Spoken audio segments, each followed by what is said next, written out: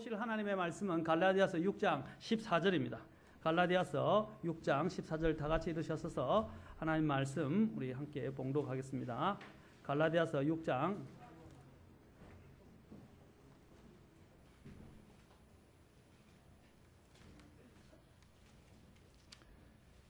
갈라디아서 6장 14절 다 찾으셨으면 우리 함께 봉독하겠습니다. 시작. 그러나 나는 우리 주 예수 그리스도의 십자가 외에 결코 어떤 것도 자랑할 수 없나니 그 문으로 말미암아 세상이 나에 대하여 십자가에 못 박혀 있고 나 또한 세상에 대하여 그러하니라. 기도하겠습니다. 하나님, 오늘도 주님께서 하나님을 사랑해서 이 자리에 나온 주님의 백성들을 기억해 주시고 그 마음들을 주님 준비시키시고 또 마음에 힘을 주시고 권능을 주시고 지혜도 주시고 이해력도 주셔서 하나님의 말씀을 깨닫게 하시고 그것이 마음에 믿어지고 또 마음으로부터 하나님 뜨겁게 되어 주님을 섬길 수 있도록 도우시기를 원합니다. 하나님 지식이 아니라 우리의 삶의 영역이 될 수 있도록 도와주시고 우리의 생명이 되도록 오늘 이 시간 주장해 주시옵소서. 하나님 부끄럽고 또한 약한 저의 모습은 감추어 주시고 오직 하나님의 능력만이 이 시간 나타나서 주의 권능을 나타내 보이시고 주님의 영광을 나타내 보이시기를 원합니다. 이 시간 온전히 주께 의탁하며 거룩하신 우리 주 예수 그리스도의 귀한 존함을 받들어 기도합나이다. 아멘. 앉으시겠습니다. 저는 오늘 믿음의 정대 시리즈와 관련해서 오늘은 지난 시간은 믿음의 대상이신 예수 그리스도가 어떤 분인지에 대해서 살펴보았습니다. 오늘은 믿음의 중심 바로 십자가에 대해서 저는 알아보려고 합니다. 그래서 오전에 저희들이 찬양을 많이 불렀던 내용들이 다 십자가였죠. 왜 그러냐면 다 의미가 있고 또 여러분의 마음을 찬송을 통해서 또 준비하기 위해서입니다. 십자가 우리가 많이 들어왔던 말씀들이고 또 많이 들어왔던 단어이며 늘 우리가 이야기하는 단어입니다. 그러나 그 십자가가 진정 나에게는 무슨 의미가 있는 것입니까? 나와는 어떤 연관이 있는 것입니까? 또 십자가는 내가 알고 있던 그 이상의 것들을 또한 갖고 있는지도 모릅니다. 우리는 어릴 때 주일학교 때부터 자라온 아이들은 늘 예수님의 죽음, 대속, 십자가에 대해서 너무나도 많이 들어왔어요. 그러나 그 십자가가 나와 무슨 상관이 있습니까? 내게는 어떤 의미가 있습니까? 그것은 나에게 어떤 권능을 주고 있습니까? 우리는 그것을 생각해 보아야 됩니다. 오늘 저는 여러분이 십자가를 모르고 있기 때문에 선포하는 것이 아니라 이것은 항상 우리가 선포되어져야 되고 항상 우리의 마음속에 간직하고 있어야 될 메시지가 저는 이 십자가라고 믿습니다. 이 십자가 중심적인 삶이 바로 그리스도의 삶을 나타내는 것입니다. 오늘 사도 바울도 뭐라고 그랬습니까? 예수 그리스도의 십자가 외에는 어떤 것도 자랑할 것이 없다라고 말하고 있습니다. 저는 먼저 십자가에 대해서 먼저 좀 역사적으로나 또 십자가에 대한 실제적인 이 십자가의 의미가 무엇인지에 또 대해서 살펴보도록 하겠습니다. 십자가형이라는 것은 당시 로마의 극형 중에 하나였습니다. 그 당시의 법으로 십자가에 몸을 매달아 죽이는 방법은 중대 범죄를 저질렀을 때 주는 극형이었습니다. 반역이라든지 모반을 했다든지 살인을 했다든지 아주 심한 강도짓을 했을 경우에 주는 극형이었습니다. 그런데 바로 이러한 극형에 누가 매달리셨냐? 바로 우리가 믿고 있는 바로 예수님이 매달리셨다는 것입니다. 십자가형은 채찍질과 함께 시작됩니다. 로마인들은 뼈와 쇠조각들이 가죽 가닥들로 이루어진 채찍을 이용해서 제수를 쳐버렸습니다. 로마 군인들은 예수님의 속옷을 벗기고 기둥에다가 그분의 양손을 묶었습니다. 예수님께서는 가죽으로 된 채찍으로 맞으셨습니다. 군인들은 이 가죽 끝에 맨 끝에다가 아까도 이야기했지만 날카로운 뼈와 금속 조각들을 그 안에 발라놨습니다. 그래서 예수님께서 이 채찍을 맞으실 때마다 그 날카로운 뼈와 금속 조각들이 그분의 살에 맞을 때마다 살을 쫙쫙 찢어내버렸습니다. 그분의 등은 바로 맞자마자부터 그 자국이 날 뿐 아니라 살이 찢겨져 나와서 그 등은 피투성이가 되었습니다. 예수님은 몇 번의 채찍을 맞았는지 성경에서는 기록되어 있지 않습니다. 그러나 유대인의 법에 따르면 그런 극형에 처해질 사람들은 40번에 한 번 가만 39번의 매질을 당한다고 합니다. 우리 주님께서도 아마 이러한 39번의 매질을 당했는지도 모르겠습니다. 채찍질 당할 때 살이 등에서 찢어지고 피범벅이 된 살 조직과 뼈가 심지어는 드러나기까지도 했다고 합니다. 그래요, 심지어는 견디지 못해서 과다출혈로 종종 사망하게 되거나 의식을 잃게 됩니다. 채찍질에 더해서 예수님은 심한 구타를 또한 당하셨습니다. 그분의 수염이 뽑혔고요, 가시로 된 이 관을 쓰시고 머리 가죽들이 다 찔리는 등의 고통을 당하셨습니다. 사람들은 또한 그분을 거기서 그치지 않고 조롱하였고 침을 뱉었으며 뺨을 때렸습니다. 군인들은 예수님의 눈을 가리고 돌아가면서 조롱하면서 때렸습니다. 성경은 이사야서 53장에 보면 그분의 얼굴이 이 세상 그 어느 누구보다도 상했다고 말하고 있습니다. 예수님의 얼굴이 상하셨어요. 그분은 누구였습니까? 지난 시간에 이야기한 것처럼 하나님이셨습니다. 그런데 그분은 오셔서 이 세상의 어떤 사람들보다도 그 얼굴이 더 상하셨다고 말하고 있습니다. 예수님께서는 또한 가시관을 쓰시고 온몸에 채찍과 멍자국으로 그것을 지니신 채 십자가를 지고 갈보리 산으로 올라가셨습니다. 채찍을 당한 후에 예수는 자신의 십자가형을 받기 위해서 가로대가 될 굵은 강목을 어깨 위에 횡으로 이렇게 올려놓아야 했고, 양팔을 양쪽으로 벌려 손목이 끈으로 묶이거나 때로는 끈 대신 쇠못으로 박혀졌습니다. 그때는 주님께서는 쇠못으로 박히지 않고 가로막을 이렇게 들고 이렇게 지는 채 주님께서는 바로 골고다 갈보리 언덕으로 올라가셔야 했습니다. 그 무게가 얼마나 되는지 아십니까? 그 가로 무게, 이게 여기에 만약에 문헌에 따르면 그 두께가 한 12cm 된다고 그래요. 상당히 두꺼운 무게입니다. 그리고 그 길이만 해도 180cm가 된다고 합니다. 여러분 책상 저 테이블 있죠? 저기 180일 겁니다. 그 길이 정도에 됩니다. 그 다음에 무게가 보통 한 100파운드 정도 된다고 그러니까 한 파운드가 1파운드가 453.6g입니다.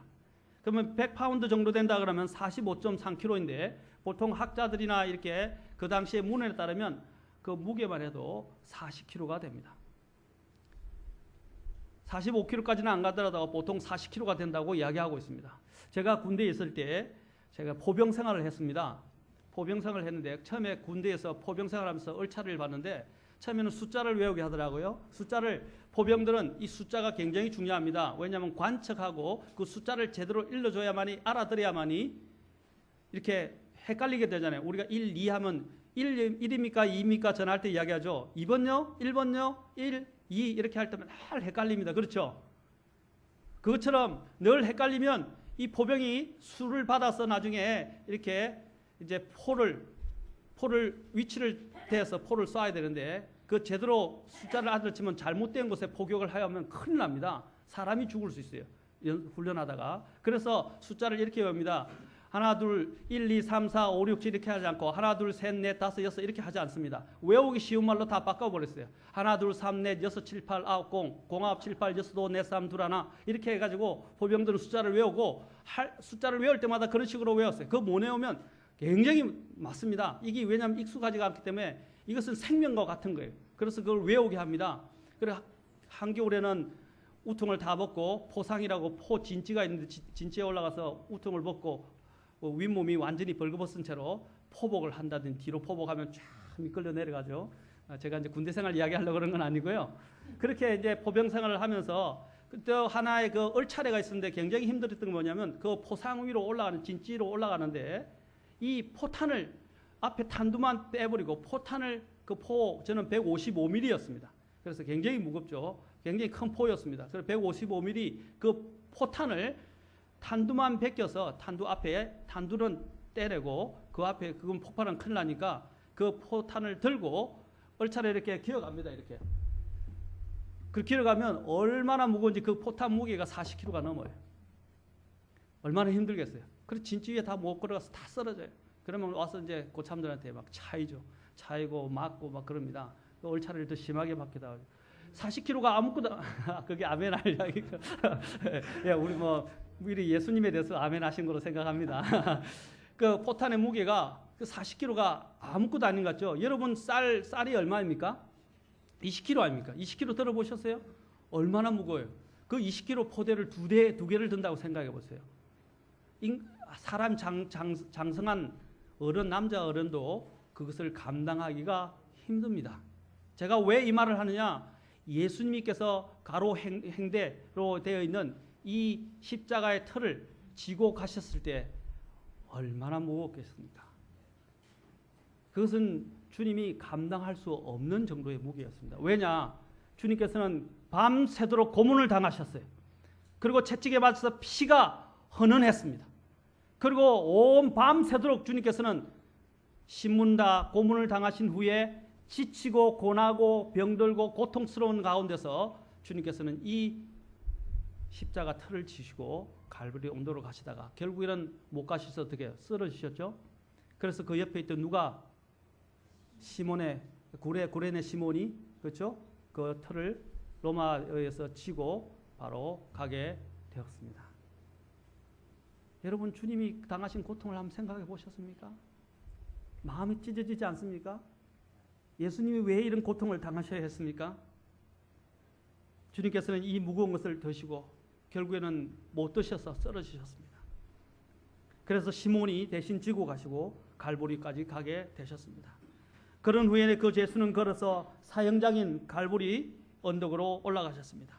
예수님께서는 갈보리라 불리는 곳에서 양손과 발에 못이 박혀서 십자가에 달리셨습니다. 히브리어로는 골고다이지만 라틴어로는 갈보리라고 되어 있습니다. 그런데 이것을 킹제임스 성경에서만 갈보리라는 단어가 나옵니다. 그래서 갈보리라는 단어는 특별한 단어이고 의미심장한 단어입니다. 고대 로마 시대 십자가 처형은 상상을 초월할 정도로 고통스러운 극형 중에 극형이었습니다. 주님이 이 가루대를 메고 몇백 미터 혹은 그 이상을 걸어가야 한다는 것을 생각해 보십시오. 그것도 언덕을 올라서 가야 했습니다. 극도로 약하고 밤새도록 신문과 고문을 당한 상태에서 예수님이 넘어지시고 도움을 받아야 했던 사실은 자명할 수밖에 없습니다. 또 그것에 준비되거나 미리 박아놓은 수직 모양의 긴 막대에 부착된 후에 위로 높이 들어 올려져서 매달리게 됩니다. 세로 막대에 부착될 때는 쇠못으로 양손과 양발을 못 박았습니다. 손에 박혔던 못도 그냥 우리가 보통 쓰는 작은 못이 아닙니다. 두께가 아주 두꺼운, 아주 두께가 아주 많이 나가는 그런 못이었습니다. 얼마냐면 13cm 정도 되는 못으로서 그 손바닥이 아닌 몸무게에 의해서 살이 찢겨져 나가 지탱하지 못하기 때문에 바로 그 손바닥이 아닌 손목뼈와 양쪽으로 손목뼈 있는 쪽으로 간통을 하게 됐어요. 그래야 그것이 양쪽으로 갈라지면서 그 안에 사이에 못을 박아서 그 십자가에 매달아 놓을 수가 있어요. 왜냐하면 그 못 박은 것으로 지탱을 해야 하기 때문입니다. 얼마나 그 무게를 그 못으로 지탱을 해야 된다고 생각해 보십시오. 제가 왜 이것을 이야기하는 것입니까? 무자비한 것을 왜 이야기하는 것 같습니까? 우리 주님이 당하신 그 고통에 대해서 저는 생각해 보기를 원하는 것입니다. 그것이 바로 십자가 형벌이었습니다. 십자가에 사람을 매달 때 흔히 손과 발에 못을 박는다고 하지만 정확히 말하면 바로 손목과 발목의 뼈에 못을 박는 것입니다. 로마 군인들이 손목뼈에 두꺼운 쇠못을 박으면 뼈는 부스러지고 살을 찌르고 살이 삐져나오게 됩니다. 발목은 더 잔인합니다. 발목을 어떻게 합니까? 여러분 발목 보면 그냥 겹쳐놓은 것 같죠? 아닙니다. 발이 비틀리게 되어 있습니다. 비틀어서 못을 박으면 발이 뼈가 꺾이고 비틀려지면서 바로 그 십자가에 박혀 들어가게 됐습니다. 그 뼈가 휘어버리는 거예요. 하나로 그 못 하나로 두 발을 간통해서 그것을 못 하나로 지탱해야 하는 것이었습니다. 그리고 발을 비틀지 않으면 못을 박아 고정을 할 수가 없게 됩니다. 그렇게 고정을 했다 했을 때 그 고통은 극에 달하게 됩니다. 십자가 형벌이 더 고통스러운 것은 이렇게 손목과 발목에 쇠못을 박아서 뼈를 부숴버리고 그리고 다른 장기가 또한 손상되지 않았기 때문에 숨이 금방 끊어지지 아니한다는 것입니다. 숨이 안 끊어져요. 피는 흘리면서 못에 매달려서 계속 그 무게를 견디면서 그 그곳에서 고통스럽게 가야 됩니다. 그런데 주님은 지치시고 고나시고 이미 상처를 입을 대로 다 당하신 상태에서 쭉 늘어져서 그 늘어지는 몸을 그 못에 의존해서 십자가에 매달려 계셔야 했다는 사실입니다. 십자가의 고통은 또한 거기서 그치지 않습니다. 육체적으로 근육이 찢어지는 고통과 숨이 막혀서 호흡이 중단되는 그런 고통을 경험해야 했습니다. 심지어는 그 고통이 너무 극심하게 될 때 사람이 어떻게 됩니까? 고통이 극에 달하게 되면요, 사람의 피와 체액이 물에서 빠져나오게 되고 나중에는 탈수 현상까지 생기게 됩니다. 그리고 어떻게 되냐면 결국에는 그것이 물과 피가 갈라지기 시작하면서 심장 파열에 이르게 됩니다. 그래서 우리 주님께서는 어떻게 말씀하셨습니까? 목마르다. 십자가에서 목마르다. 우리가 그냥 여기서 뛰놀다가 목마른 그 정도의 목마름이 아닙니다. 이것은 정말 인간의 본성의 가장 아픈 부분을 이야기하는 것입니다. 가장 본성에 가장 필요한 것들을 요구하는 것입니다. 목마르다. 주님은 모든 것을 다 지금 쏟아놓으시고 자신의 피까지도 지금 쏟아놓고 계시겠습니다. 그래서 목이 너무나 아예 불이 타오르는 것처럼 목이 타오르셨던 것입니다. 그래서 십자가에서 주님은 7 가상칠언이라고 그러죠. 십자가 위에서 단 7 말씀을 하셨는데 그 중에 하나가 목마르다 라고 말씀하셨습니다. 주님의 십자가에서 바로 몸 안에 피와 수분과 그 체액이 다 빠져나오는 그는 견딜 수 없는 고통 중에 빠지신 것입니다. 이러한 고통스러운 장면을 사실적으로 묘사해 놨다고 하니 성경은 바로 이러한 장면들을 사실적으로 묘사해 놨다고 말씀하고 있습니다. 그런데 우리는 예수님을 고백하고 예수님에 대해서 사랑한다고 이야기할 때 어떤 마음으로 예수님을 고백하고 사랑한다고 말씀하시는 것입니까? 여러분이 만약에 그 예수님의 십자가 장면을 봤다면 눈 뜨고 볼 수 있었겠습니까? 그것은 볼 수 없는 사건이었습니다. 주님은 호흡이 가빠라지기 시작하고 모든 체액이 빠져나가기 시작하고 피가 쏟아지기 시작하고 그 다음부터는 힘이 없어져서 늘어지기 시작하셨습니다. 그래서 숨을 쉬려고 주님의 한숨 한숨이 죽음을 재촉하는 숨결이었어요. 한 생각해 보세요. 목이 다 하셔서 목이 말라서 죽어가는 그 소리를 생각해 보십시오. 우리처럼 이렇게 호흡을 계속하는 게 아니에요. 한 번 할 때마다 깊이 숨을 들여서 좀 더 생명을 유지하고 깊이 들으시는 그때의 생각을 한번 해보십시오. 주님이 얼마나 처절한 십자가의 고통을 당하셨는지.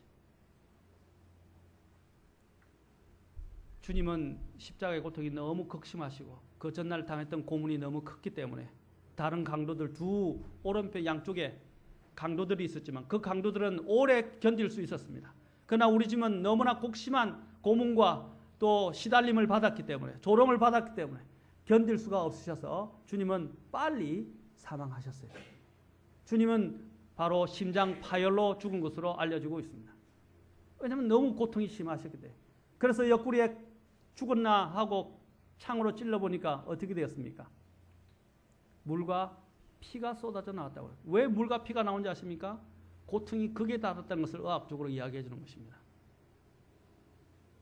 저산소증과 산독증이라고 하는 바로 산혈증에 걸리셔서 대사가 전혀 돌아가지 않고 심장이 멎어서 파열돼서 돌아가신 것입니다. 그래서 의학 박사인 윌리엄 스트라우드 박사는 이렇게 이야기합니다. 피와 물이 흘러나온 현상을 이렇게 이야기했습니다. 심장의 파열은 엄청난 정신적 고뇌로 인해서 일어난다. 심장이 파열하면 즉시 사망이 찾아온다. 그리고 심장에는 심장을 돌던 피가 터져 들어간다. 이러한 파열 현상이 일어나면 혈액이 분리되어 물과 피로 나뉘어진다. 이 경우에 심장이 팽창하여 혈청이 물과 피로 분리된 채 가득 차 있게 된다. 의학적으로도 이것은 이야기되어진 사실입니다. 우리 주님의 고통을 우리는 이해할 수 있습니다. 우리 주님은 빨리 사망하셨어요. 그래서 진짜 죽었냐 안 죽었냐를 칼로 차오로 찔러보지 않았습니까? 그 주님께서 찔렸던 그 옆구리는 어떤 옆구리인지 아십니까? 바로 심장이 있는 곳입니다. 어떤 분은 바로 그것은 왼쪽 갈비뼈의 5번째 갈비뼈, 바로 심장이 있는 것을 간통했다고 이야기하고 있습니다. 성경에서 5번째 갈비뼈 할 때 5이라는 숫자가 무엇을 의미합니까?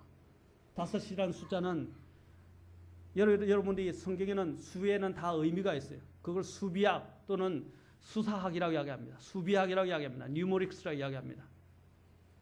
이 5이라는 숫자는 죽음을 의미합니다.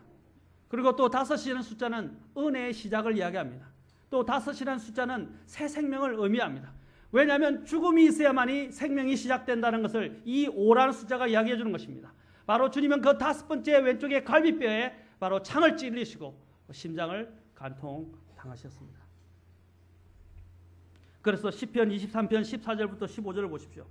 자, 23편 14절에 15절에서 바로 예수님의 이러한 고통의 장면을 우리에게 이렇게 묘사해 주고 있습니다. 같이 읽도록 하겠습니다. 23편 14절 15절. 시편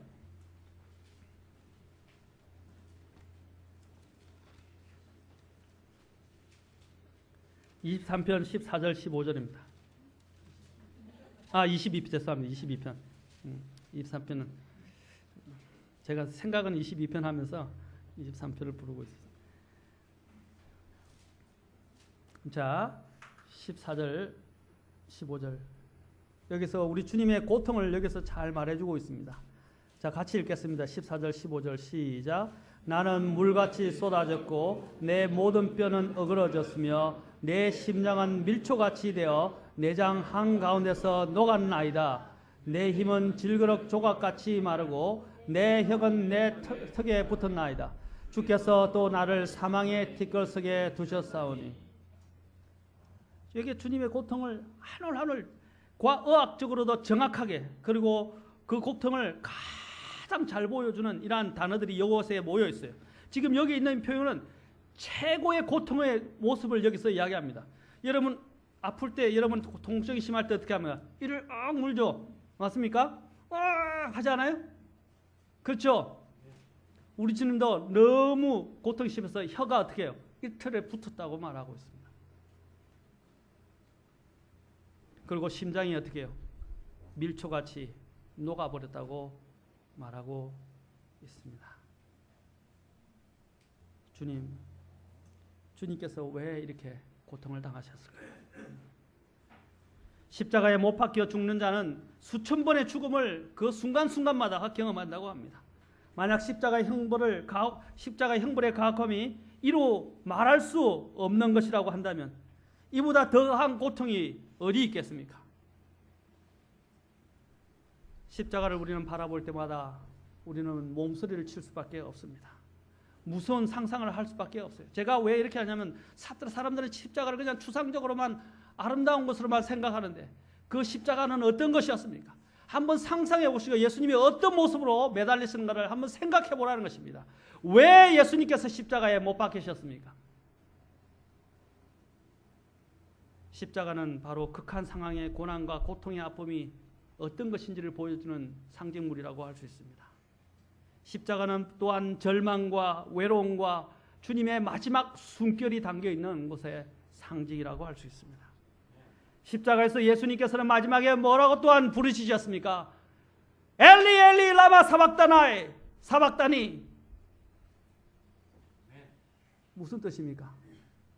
나의 하나님 어찌하여 나를 버리셨나이까? 주님이 절규 가운데서, 고통 가운데서 부르시셨습니다. 우리 주님에게서 가장 힘든 것이 무엇이겠습니까? 육체적 고통? 아닙니다. 감정적인 고통? 아닙니다. 주님은 육체적 고통으로 당하시고 자신들의 백성들과 사람들에게 외면을 당하시고 거절을 당하셨습니다. 맞습니까? 사람들이 거절한 것보다 더 큰 고통이 있었습니다. 무엇인지 아십니까? 예수님은 영원 전부터 영원토록 아버지 하나님과 함께 계셨던 분입니다. 그분은 결코 하나님 아버지와 사랑관계에서 분리된 적이 없으셨습니다. 그런데 예수님은 십자가에 죽으셨을 때 그 순간에서는 우리의 인류의 모든 죄, 저와 여러분의 모든 죄를 짊어지시고 십자가에 죽으셔야 했습니다. 그래서 그분께서는 어떻게 하셨습니까? 바로 그 십자가에 죽을 때 그분은 비로소 우리를 대신한 죄인이 되셨기 때문에 하나님께서는 그분을 더 이상 사랑하실 수 없었고 그분에게 우리의 죄를 정죄하시고 그분을 하나님의 진노를 쏟아부으시면서 심판하셨던 것입니다. 그래서 하나님께서는 그 죄인이 된 예수님, 우리의 모든 죄를 짊어지고 죽어가는 그 예수님, 벌레같이 되어버린 예수님을 하나님께서는 외면하실 수밖에 없었어요. 그래서 그분을 버리셨어요. 예수님께서는 버림을 당하셨어요. 엘리 엘리 라마 사막더니 나의 하나님 어찌하여 나를 버리셨나이까. 가장 사랑하시던 하나님 아버지로부터 버림을 받았던 것입니다. 여러분, 아이가 부모로부터 버림을 당할 때 아이의 심정이 어떻겠어요? 입양된 아이들 중에는 나중에 성숙해서 마음을 헤아리고 어쩔 수 없었던 자기를 버렸던 부모를 이해하고 찾으려는 아이들도 있었지만, 제가 미국에 있었을 때 한 입양 자매를 맞았는데 한국에 대해서는 생각하고 싶지 않았더라고요. 자기 부모를 생모가 생부를 찾아보려고 하지는 않더라고요. 왜 그러냐니까 버림받은 것에 대한 상처 때문에 자기를 버렸다는 것이었습니다. 여러분, 자식이 부모에게 버림받는 것만큼 아픈 것이 없어요. 또한 부모가 자식으로부터 버림을 받았을 때 그 얼마나 마음이 찢어지겠습니까? 오늘날 여기에 파고다 공원 같은 데 한번 가보세요. 종로 같은 데. 노인들 천국입니다. 그 노인들이 어떻게 나온 것입니까? 대개 다 이야기를 들어보십시오. 자식들을 키워서 뼈빠지게 고생해서 키워놨더만은, 시집 장가 보냈더만은 나중에는 부모를 버려버립니다. 부모 그들도 보지도 않아요. 부모가 병들다고, 부모가 이제는 늙었다고, 아무 일 못한다고 부모를 귀찮아하고 부모를 버려버렸습니다. 옛날에 고래장이 지금도 일어나고 있는 거예요. 그것보다 더 아픈 고통이 어디 있겠어요? 다른 고통은 다 부모님들이 감수할 수 있지만 자식으로부터 외면당하고 버림받을 때 그 아버지, 부모의 고통을 생각해 보세요. 자녀들 또한 부모로부터 떨어질 때 아이들이 얼마나 불안해하고 무서워합니까? 우리 아이도요, 항상 우리 집사람이 집에 있던 버릇이 되니까 우리 아이들이 엄마가 어느 순간 무슨 일에서 잠깐 시장을 가거나 다른 데 잠깐 자리를 비우고 그때 애들이 집에 들어오면 당장 전화를 해요. 엄마 어디 갔어요? 엄마 찾고 전화를 몇 번이나 하고, 나중엔 전화 안 받았으면 왜 전화 안 받느냐고 통곡하면서 엄마한테 원망을 해야 됩니다. 그게 아이들이에요. 부모가 없었을 때 부모에게 버림받는 것.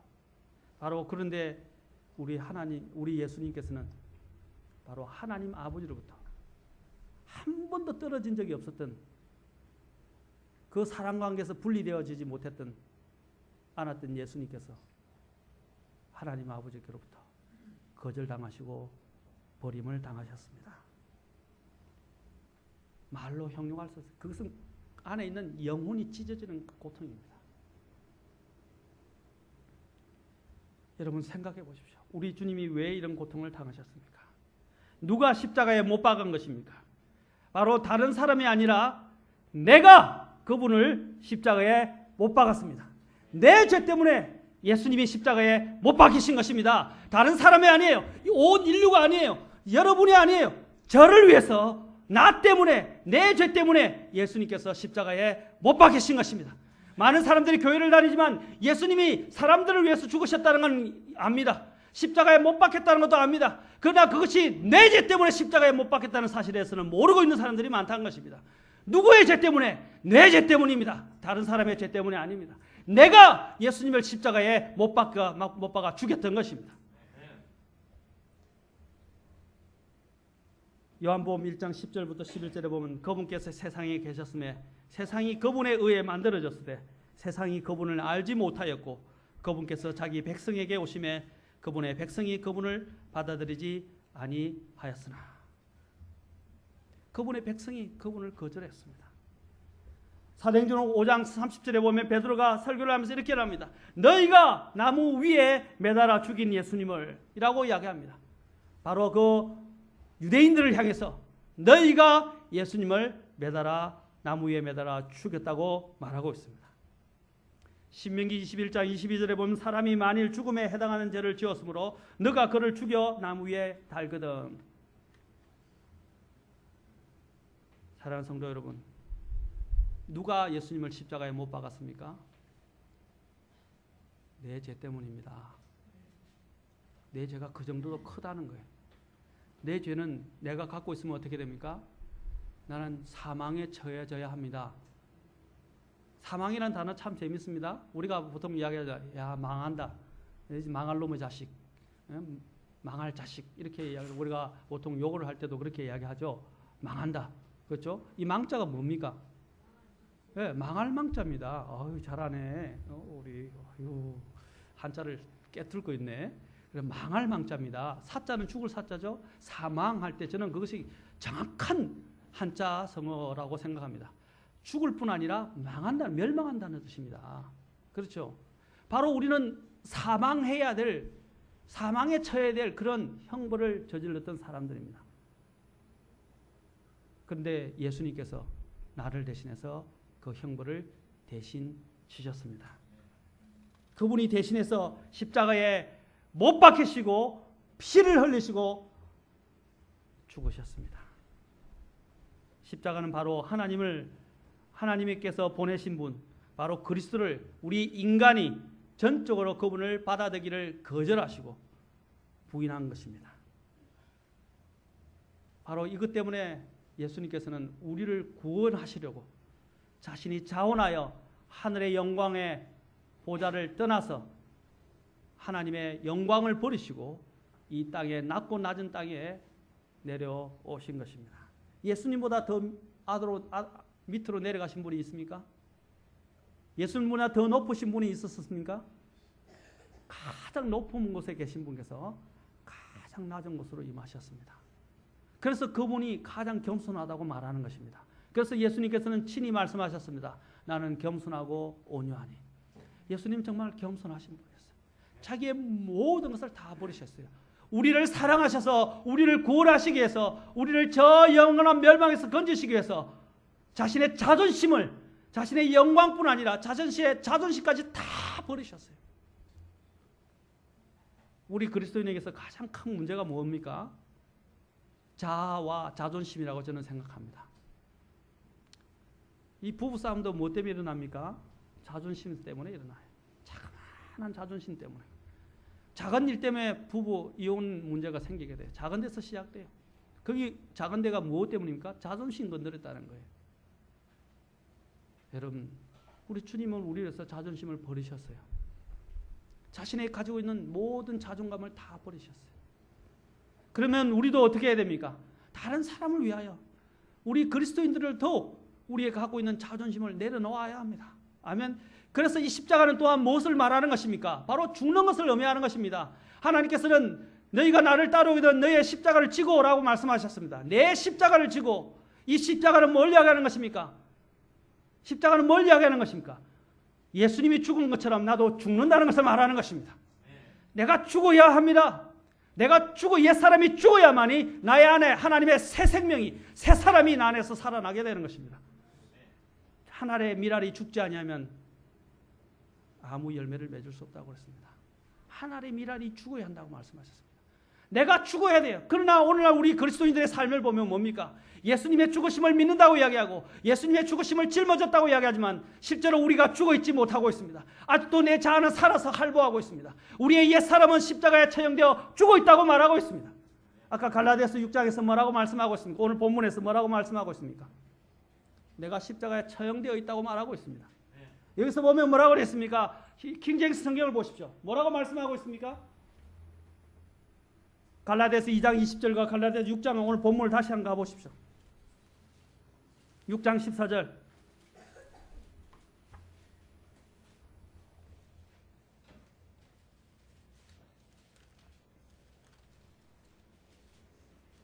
내가 예수 그리스도의 십자가 외에는 결코 어떤 것도 자랑할 수 없나니 그분으로 말미암아 세상이 나에 대하여 십자가에 못 박혀 있고 나 또한 세상에 대하여 그러하니라.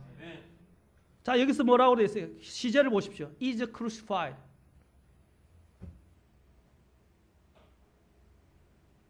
이 현재 진행입니다. 여러분, 우리 영어로는 현재 분사라고 이야기할 수 있죠.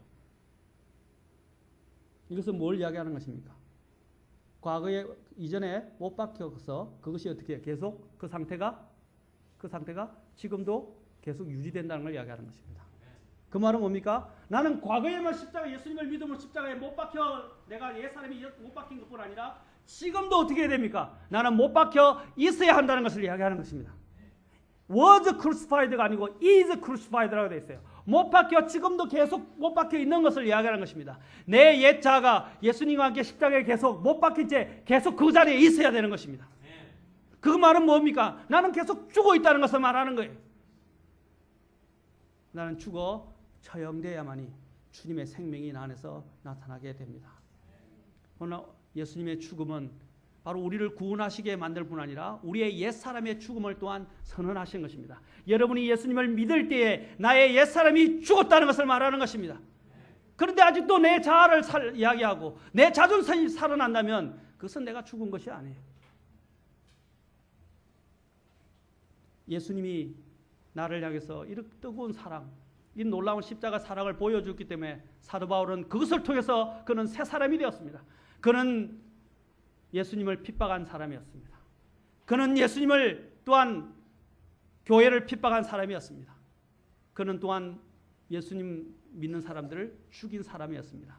그는 스데반을 죽인 사람이었어요. 그는 정말 자신이 고백한 것처럼 나는 죄인들의 우두머리라고 한 말이 맞습니다. 그는 죄인들의 우두머리였어요. 그런데 그는 십자가를 통해서 예수님의 십자가를 알고 난 뒤부터 그의 인생은 바뀌어졌습니다. 사울에서 바울로 바뀌어졌던 것입니다. 그 다음부터 그는 뭐라고 말하고 있습니까? 예수 그리스도의 십자가 외에는 결코 자랑할 것이 없나니. 예수님의 십자가는 죽음을 의미합니다. 그러나 예수님의 십자가는 그 죽음에서 그냥 끝나지 않습니다. 십자가는 또한 부활과 새 생명을 이야기하는 것입니다. 예수님이 죽으셨기 때문에 나의 모든 죄가 나의 그분과 함께 다 해결되어지게 된 것입니다. 바로 이 죽음이 있어야만이 부활이 있는 것입니다. 아멘. 죽음이 있어야 돼요. 하늘의 미랄이 땅에 죽어서 장사된 것처럼 묻혀져야만이 그 안에서 생명이 나타난 것입니다. 바로 그 죽음 안에 생명이 있었던 것입니다. 여러분들이 그리스도의 생명이 나에게 나타나려면 어떻게 됩니까? 내가 죽어야 합니다. 그리고 내가 죽은 사람들의 고백이 어떤 것입니까? 이렇게 이야기하는 것입니다.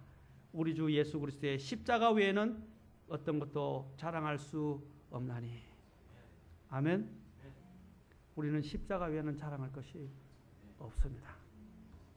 사랑하는 성도 여러분, 예수님이 왜 이런 큰 고통을 당했습니까? 바로 내 죄 때문이었습니다. 빌립보서 2장 8절에서는 사람의 모양으로 나타나사 자기를 낮추시고 죽기까지 순종하셨으니 곧 십자가의 죽음이라. 주님은 기꺼이 십자가의 죽음에까지 자기 자신을 내어드렸습니다. 기꺼이 자원했어요. 억지로 가지 않았습니다. 자원하여 잠잠하게 끌려가는 도살장에 끌려가는 어린 양처럼 끌려가셨습니다. 우리는 억지로 신앙생활하는 경우가 얼마나 많습니까? 마지 못했어. 제가 이야기했죠. 순종은 마지 못해서 하는 순종은 순종이 아니라고요. 제가 우리 아이 이야기했잖아요. 순종하라 그러는데 몸을 뒤틀고 그냥 짜증내고 불평하면, 그리고 하라는 일을 어쩔 수 없이 하게 되면, 만약에 아이한테 너 그릇 잠깐 이제 치우고 저 싱크대에 갖다 놔 했는데 싱크대에 갖다 놓으면서 집에 던지면 어떻게 했어요? 그 순종입니까? 순종이 아닙니다. 주님은 정말 우리가 두려워하고 참혹할 그 십자가에 자원하여 자기 자신을 들으셨어요. 우리가 그분의 그 십자가의 고통에 비할 수 있겠습니까? 비할 수 없습니다. 지금 우리가 지는 십자가, 이것은 주님의 십자가의 고통, 지옥의 고통에 비하면 아무것도 아닌 것입니다. 아멘. 우리에게 허용한 것을 해서 우리는 이미 죽는다 할지라도 지금 영원한 새 생명을 얻었어요. 그러면 우리가 지는 이 인생은, 이 십자가는 어떤 것입니까? 나에게 감사한 겁니다. 아멘. 감사한 거예요. 불평하지 마세요. 불평하지 말라는 것입니다. 가장 무서운 우리 인생의 독이 뭡니까? 불평하는 거예요. 고린도서에 보면 이스라엘 백성들의 과거사를 이야기하면서 뭐라고 했습니까? 그들이 불평하다가 파멸에 이르렀다고 말하고 있습니다.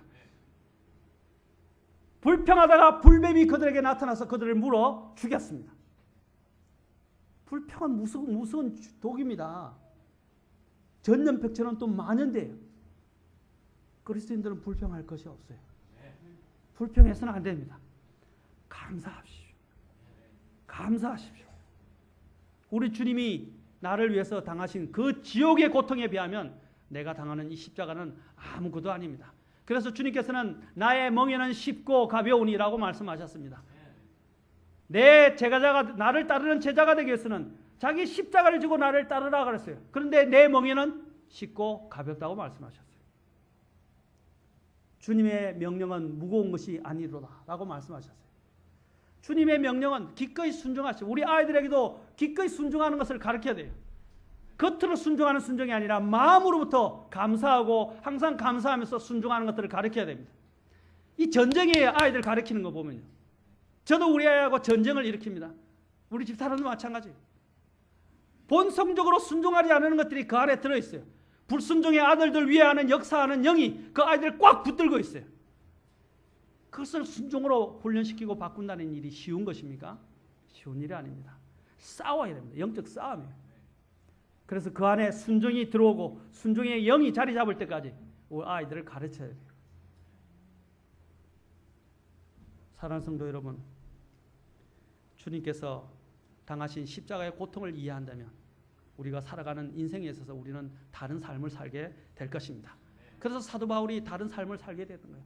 그래서 나의 나된 것은 내가 아무리 수고해도 내가 수고한 것이 아니요 나의 나된 것은 하나님의 은혜이며 내가 누구보다도 수고한 것은 하나님의 은혜 때문이라고 말하고 있습니다. 아까 이야기했죠? 오라는 숫자가 뭘 의미한다고요? 은혜를 이야기한다고 했어요. 죽음과 은혜를 이야기한다고 했어요. 사도 바울은 바로 자신이 죽는 날이 있었던 것입니다. 자신이 죽고 하나님의 은혜가 그를 완전히 압도했고 그 은혜에 사로잡혀서 그는 자기 자신을 뭐라고 고백했습니까? 나는 예수 그리스도의 종, 예수 그리스도의 갇힌 자라고 말하고 있던 것입니다. 예수 그리스도의 갇힌 자라는 뜻은 뭡니까? 예수님의 포로였던 것입니다. 사랑하는 성도 여러분, 정말 십자가는 우리의 생활의 모든 것의 중심이 되어야 합니다. 여러분이 십자가를 잃게 될 때 여러분은 능력도 잃게 됩니다. 그리고 여러분의 방향도 잃게 됩니다. 신앙생활들이 다 무너지게 돼요. 내 마음속에는 이 십자가의 사랑이 내 마음에 항상 가득 차 있어야 됩니다. 아멘. 십자가가 차올라야 돼요. 그러지 않으면 나는 유혹에 빠지게 되고 좌절하게 되고 넘어지게 되고 불평하게 되는 거예요. 이 십자가, 예수님의 십자가를 늘 마음에 지니고 살아가야 합니다. 내가 사도 바울은 뭐라고 했습니까? 나는 예수 그리스도의 흔적을 내 몸에 지니고 있노라 라고 말했어요. 그 흔적이 뭡니까? 바로 십자가의 그것이 그의 영혼에 흔적을 남기고 있었던 것입니다. 졸지 마십시오. 피곤하십니까? 여러분, 이 자리에는 하나님의 말씀을 들으러 왔습니다. 사랑하는 성도 여러분, 십자가를 잃어버리는 순간 그리스도인은 능력을 잃는 것이고 모든 것을 잃는 것입니다. 우리가 가야 할 자리가 어디입니까? 십자가로 돌아가는 것입니다. 제가 두 가지만 말씀드리고 이제 마치겠습니다. 여러분, 느헤미야 보면, 느헤미야 3장에 보면 다음에 제가 이 느헤미야 3장을 가지고 설교를 할 것입니다. 저는 빨리 교회가 기도를 해서 무슨 마이크가 좀 있으면 좋겠어요. 그래서 자유롭게 좀 왔다 갔다 하고 여러분들에게 좀 제스처도 취하고 모양도 좀 취하면서 이렇게 설교를 좀 하면 좋겠습니다. 그러면 좋지 않겠어요? 그렇죠? 네. 우리 아이들도 재미있게 들을 수 있도록, 그렇죠? 네. 이쁜 짓도 좀 하고 아이들한테. 느헤미야 3장에 이제 10개의 문이 나오는데 10개 성벽을 쌓았습니다. 느헤미야가 성벽을 쌓는데 거기에는 10개의 문이 있습니다. 그 10개의 문은 중요한 영적인 의미들을 가지고 있어요. 그 중에 첫 번째 문이 뭐냐면 여러분 느헤미야 3장 1절에 보면 제일 먼저 나온 것이 양의 문입니다. 양의 문. 양의 문 다음에 이제 물고기 문 이렇게 들어가기 시작합니다. 물고기 문 이렇게. 근데 그 양의 문이라고 있는데 양의 문은 뭘 상징하느냐면 바로 예수 그리스도의 희생과 죽음을 이야기하는 것입니다. 왜 양의 문에서 시작하는 것입니까? 맨 처음에 양의 문에서 시작한 것은 바로 예수 그리스도의 이 희생, 대속적인 사역과 함께 우리의 믿음이 시작된다는 것을 말해주는 것입니다.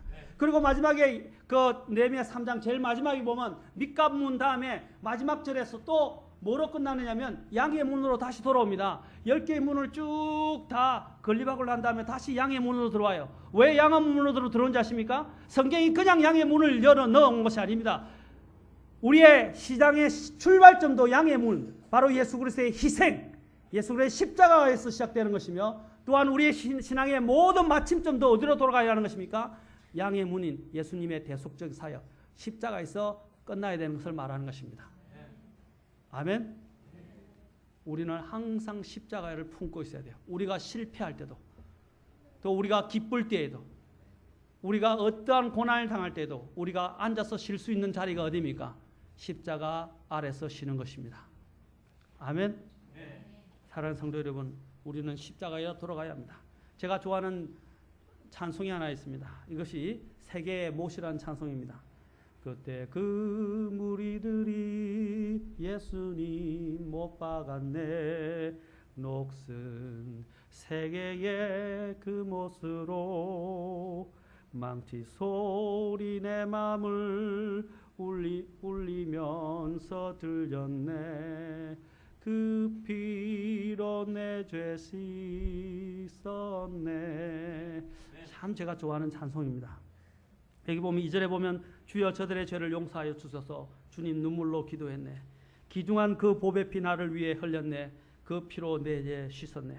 비웃는 그 무리들 주의 옷 벗긴 후에 주의 몸 깊이 찔렀네, 기중한 그 보배 피 나를 위해 흘렸네, 그 피로 내 죄 씻었네. 주여 4절 주여 나의 영혼을 받아 주시옵소서. 그때 구원을 이루셨네, 마지막 피 한 방울 나를 위해 흘렸네, 그 피로 내 죄 씻었네. 얼마나 감사합니까? 히브리서 12장 2절 보십시오. 우리의 믿음의 창시자요 또 완성자이신 예수님을 바라보자. 그분께서는 자기 앞에 놓인 기쁨으로 인해 십자가를 견디사 그 수치를 멸시하시더니 이제 하나님의 왕자 오른편에 앉으셨느니라. 아멘. No cross, no crown이라는 말이 있습니다.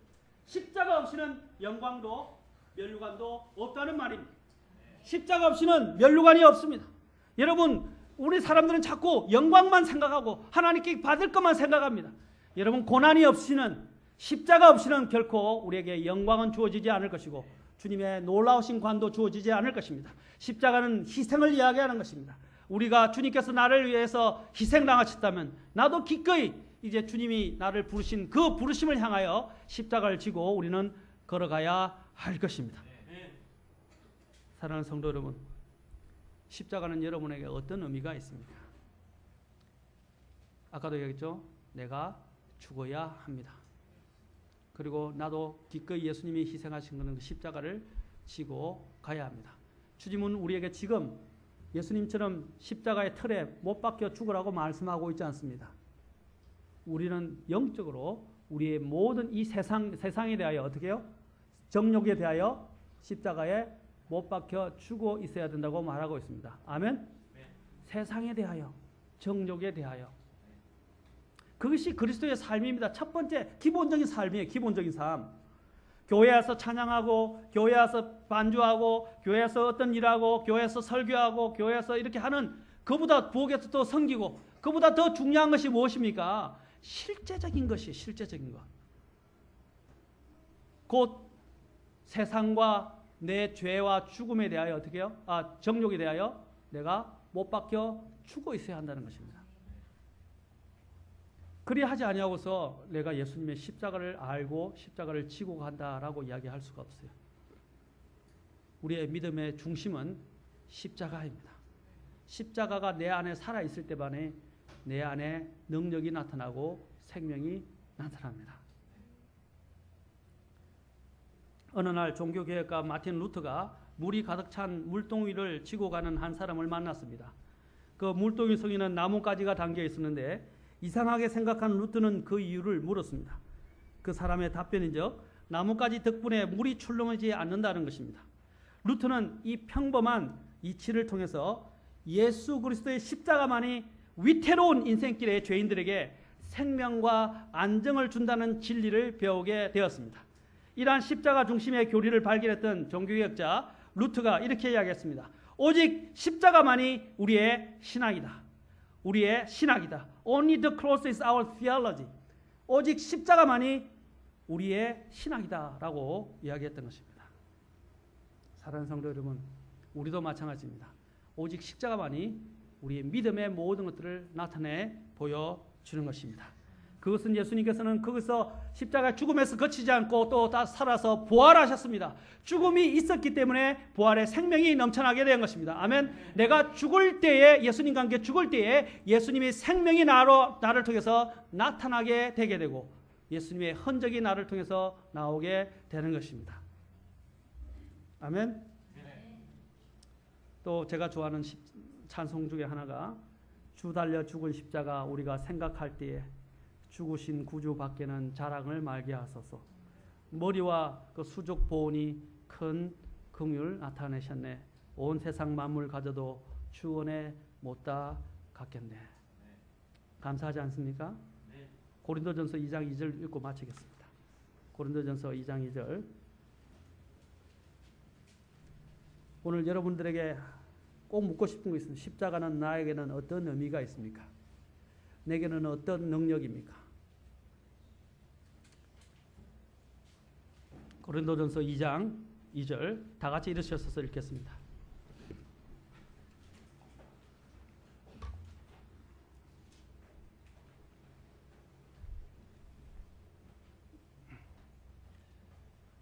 다 찾으셨으면 같이 봉독하고 기도하겠습니다. 큰 소리로 같이 읽겠습니다. 시작.